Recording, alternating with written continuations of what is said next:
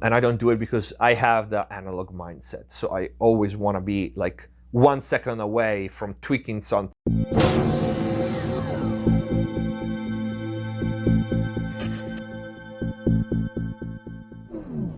Hello everyone, welcome back to McSolaar TV. Hope you're having a great day. I brought back the rapid fire Q&A. So in this series of videos, I'm gonna answer your questions. Before we start, please check the info box down below for my mixing courses on Pro Mix Academy, free plugin special discounts and offers, and if you want to support the channel. But most important, if you really want to learn how to mix and master professionally, click the join button down here, become a MixBuzz TV member and access the already big and always growing library of in-depth mix and mastering courses, videos and tutorials, full mixes, breakdowns from start to finish, mastering courses with all the settings for my analog gear and plugins, special videos and a lot more. You also get mix consultations with me via Skype or email. Next question, Ian Neck, is there a downside to print freeze individual tracks or subgroups in a session to save processing power? No, quality-wise, there's no downside. They are gonna sound exactly the same.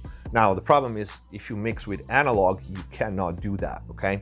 So we're talking strictly in the box mixes, because with analog, of course, audio needs to pass through the machine to actually get processed every time, unless you want to print. But at that point is the problem of if you print with hardware and you need to change something, you lost time printing and now you have to tweak again.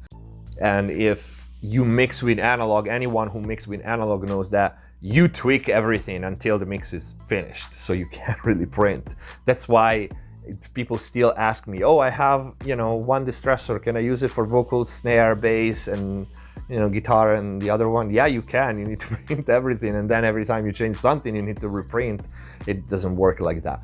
But in the box, only plugin wise, no, there's no downside. You save CPU power. That's a function that is there for that, and it's like one of the biggest improvement and benefits of mixing in the box, I want to say. Personally, I don't do it because my computer never run into any problems, and I don't do it because I have the analog mindset. So I always want to be like 1 second away from tweaking something. Even if it takes 20 seconds to unfreeze that track, it's 20 seconds too much for me.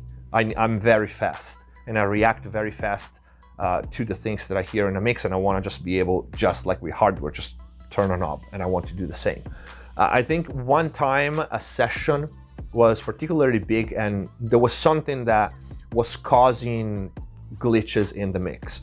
Not because of CPU power, but I started freezing tracks and I noticed that it was going away, so it was probably one of the plugins working in real time that was causing this, and I did it, and to be honest, I was perfectly fine. So there's no downside. It was weird for me because I was like, oh my god, it's gonna take 20 seconds for me now if I want to tweak that, which is not a big deal. So definitely no downsides. Hands on my neck, hands grip my throat.